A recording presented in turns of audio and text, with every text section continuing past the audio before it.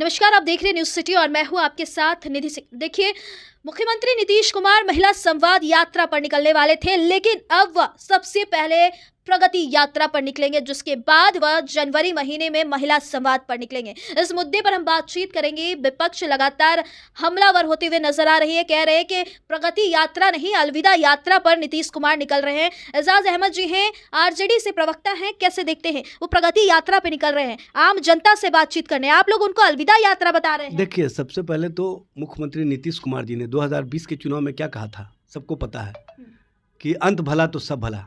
इसका मतलब है कि 2020 के ही चुनाव में उन्होंने अपने अंतिम पारी की घोषणा कर दी थी, लेकिन कहीं ना कहीं भारतीय जनता पार्टी का जो दबाव है उनको, वो तो भाई खुद आप मुख्यमंत्री हैं। भाई सुन लीजिए ना, अमित शाह से पूछा गया, एक पत्रकार ने पूछा कि क्या आप एक नाथ शिंदे की तरह बिहार में भी राजनीति करेंगे, तो वो चुप्पी साध लिए और उन्होंने कहा कि बिहार में चुनाव के बाद संसदीय बोर्ड बैठ करके सभी दल के लोग बैठ करके फैसला करेंगे कि कौन मुख्यमंत्री बनेगा। तो इससे ही समझ में आता है कि भारतीय जनता पार्टी उनके अलविदा का पूरा एक्शन प्लान तैयार कर लिया है, पूरी रणनीति तैयार कर ली है।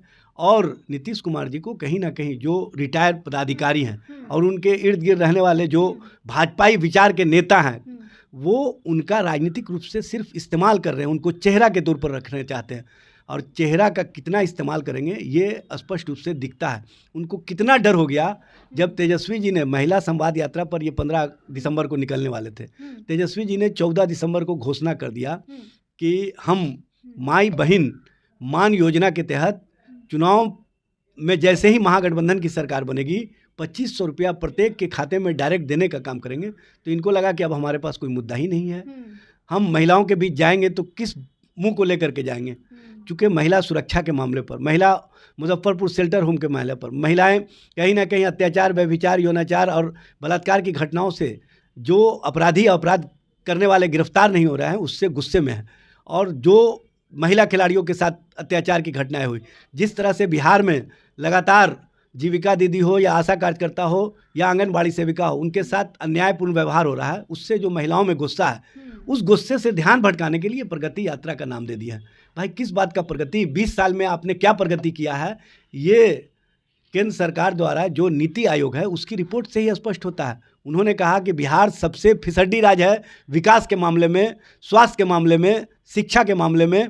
बिहार कहीं से भी बेहतर राज्य के रूप में नहीं जाना जा सकता। तो जब आपका नीति आयोग ही मानता है कि आप फिसड्डी राज्य हैं, तो आप किसकी प्रगति की चर्चा करेंगे?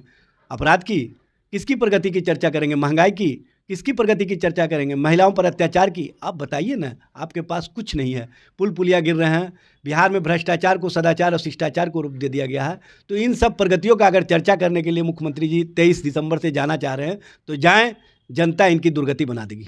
तो चलिए, 23 दिसंबर से सीएम नीतीश कुमार प्रगति यात्रा पर निकल रहे हैं और सीधे तौर पर राजद के प्रवक्ता एजाज अहमद का कहना है कि वो जाएं प्रगति यात्रा पर, जनता उनको जवाब देगी। खैर, इस वीडियो के माध्यम से आप क्या सोचते हैं, कमेंट में अपनी प्रतिक्रिया जरूर दीजिएगा। बहुत बहुत धन्यवाद।